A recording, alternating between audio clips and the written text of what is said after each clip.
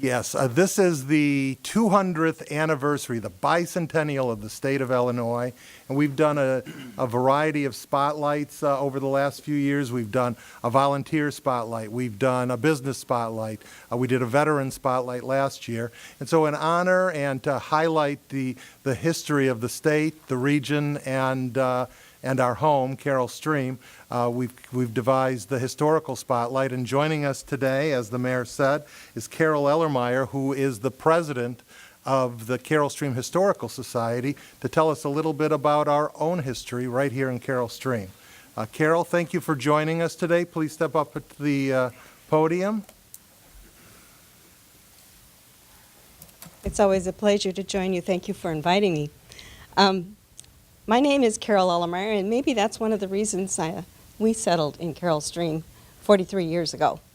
And it's always a pleasure to think about what was in this community before it was Carol Stream, because as communities go, municipalities, this is a young municipality in the grand scheme of things. 60 years is not all that long.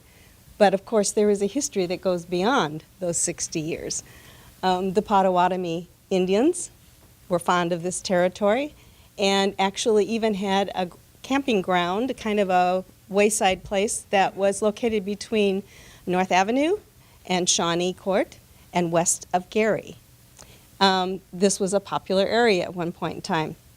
Then along came a gentleman by the name of Daniel Kelly, who hailed from Vermont and decided that this would be a good place to come and raise merino sheep. And when he came here, there were a lot of wolves in the area. So it took him a little while before he actually brought his sheep into the area that came to be known as Gretna. And he eventually built the place that we came to know as Tall Trees, which is now a business location. But he bought 1,400 acres when he came. So he was a man of some substance and means, and that was in 1844. So that predates our history a little bit as a village as well. There are names that you are all probably very familiar with, and the location this evening is very apropos because this location is right on Coon Road, and that is one of the family names that goes back to the area being settled by many German settlers that came in the 1840s, 1860s, a little bit after the earlier settlers. There were names that you'll also recognize: Dieter, Mittman, Kramer, Schmale, Stark, and many, many more. Those names are still around in the form of street names in some cases, and family names, because some of those families still reside in the area, their descendants. There are fewer and fewer of them, however, as time goes by. Now, the family that I just mentioned, the Coon family, the matriarch of that family was a lady by the name of Amelia Kramer Coon, and she was married to Joseph Coon. And they built a house in 1885 on Coon Road that became known as the homestead of the Camas family in later years. Now the house and all of the buildings that were located there are gone, but that site will always be, at least in my memory, the Camas family home. And in that house, up until the time it was demolished, was the central location, the central building that was put together with wooden pegs. So it was an historic building in its own right. Well, things went by. This was a lovely farming community for many, many years. It became a dairy farming area because of its proximity to the city, and milk could be transported in a timely fashion. In other words, it didn't spoil because there was no refrigeration. So the rails would take it there, and dairy farming was a very prosperous occupation to have, and there were many dairy farmers in this area. World War II came along, and before that, the 30s, things changed a little. And then after the war, there was a need for housing, and there were many young veterans coming back from the wars looking for places to raise their families. And one of those gentlemen was a man by the name of J. Stream. He started out when he came back as an insurance agent. Didn't really like that so well. So he had a new car, and he borrowed $600 against that car and started a ready-mix company. From that ready-mix company, he got into construction because he was pouring foundations and putting up walls, so why not take it to the next level? And he did that in a kind of an unusual way. He started to do in-building, which is not too uncommon, on some of the smaller lots that remained in Wheaton, particularly, after the building that had taken place earlier in the century. Doing large developments was not something that was being done at the time. His company grew into what we know as Durable Construction Company, and he did scattered building throughout Wheaton, particularly northern Wheaton, even building his own home and two others along Geneva Road. And he also then branched out a little bit and built what we know as Green Valley or Wheaton Golf Course and the Hawthorne development and Hawthorne Shopping Center. But by 1957, he was running out of places to build, and he needed some place to go. He had a 100-acre farm in Naperville, and so he decided that maybe that would be a good place. He could build about 350 to 400 homes there, and he would really be able to kick off a really good development. So he went to see the city clerk, as the story goes, and find out exactly what would be required for him to do that.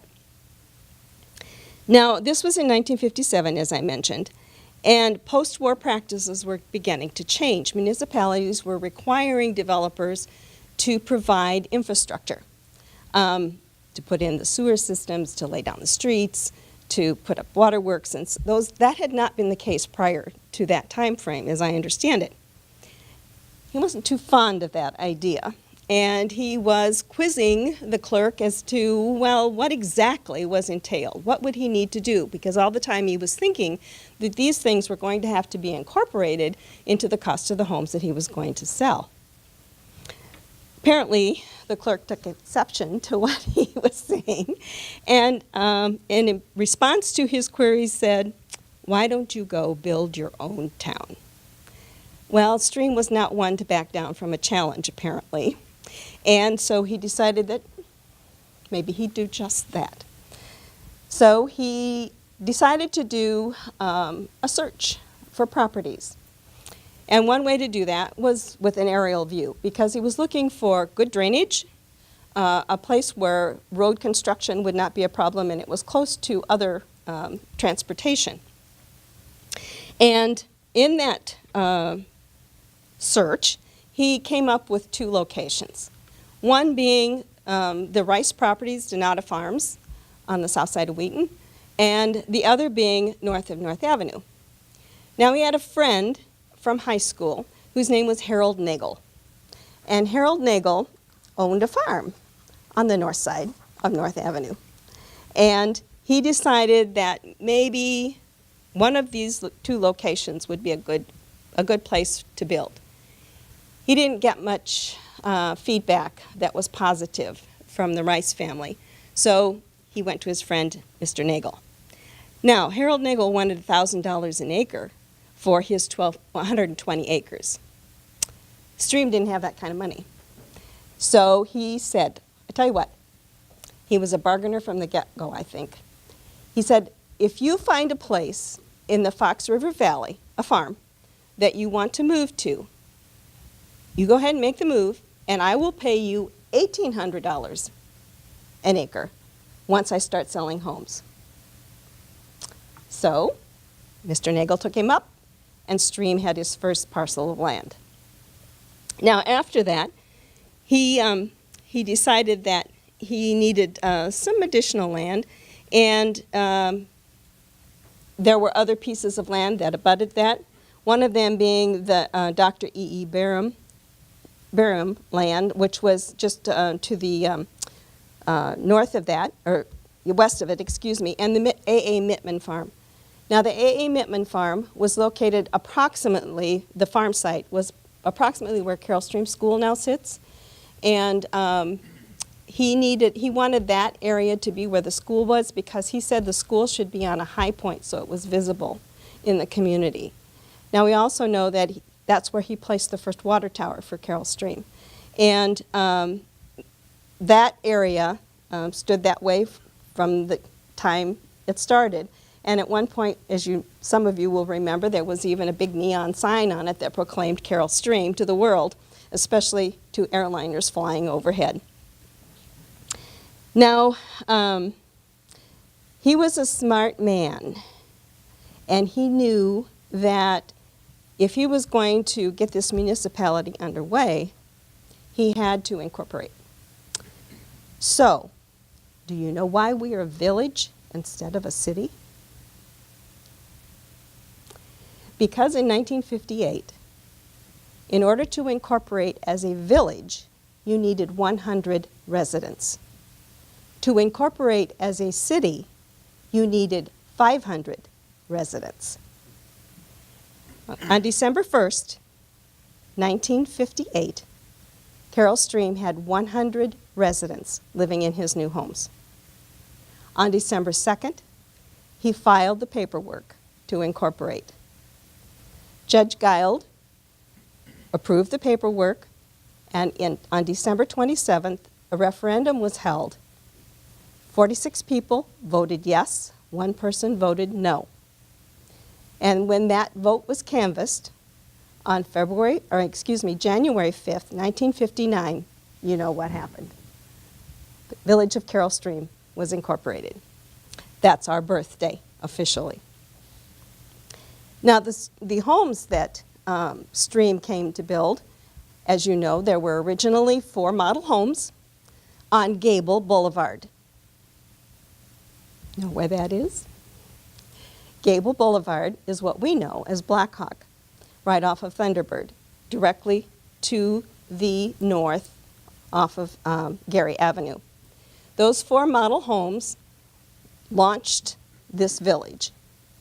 The home that is now a dental office was the one of the original sites for village government and the library.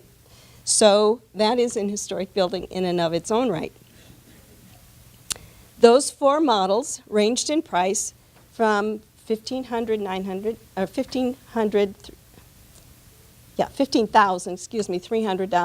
to $19,000. Those were the prices of the homes in the village when it was initiated.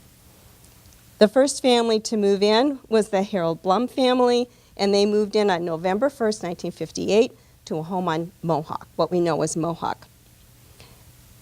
All of this happened very quickly in the terms of development. As to the way things would be today, they would never happen as quickly as Carroll Stream came to be. It was barely a year from the time he started to build, a little over a year, until the village had enough residents to incorporate. Think about that. That just wouldn't happen today. But it did happen, and that's why we're here. And on January 5th, 2019, we'll celebrate our 60th birthday. And at that time, I'm sure you're going to want to remember that very first village board meeting, which was held on February 12th, 1959. And it included the first village president, James Baylog, and Bruno Kozik, William Brownlow, E. Gordon Ory, who also happened to be the sales manager for J-Stream, George Murray, Lloyd Stone, Louis Laporte, and John Walter. By the way, Ory, Baylog, Stone, Laporte, and Walter all worked for J-Stream. I think this is probably a good point at which to stop. Some of the other things that I could have talked about were why we're called Carroll Stream, but that can be a story for another time. Thank you very much. Thank you, Carol. Carol, please. If you have any questions. Anyone on the board have any questions or comments? No, just appreciate you coming in and giving us some history. It's always fun to go back and remember where we've been so we know where we're going, right? Absolutely. Thank you. And you had mentioned Tall Trees, the Daniel Kelly estate. Yes, And you alluded to the fact that it's a business site now, but the actual home is still there, just north of St. Charles Road at Main Place. Yes, thank So behind Caputo's and what I always call Container Corporation, which is now.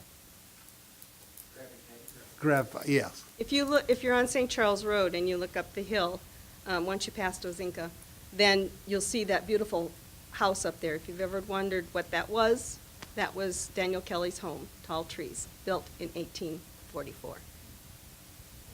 Thank you. Thank you very much. Thank you.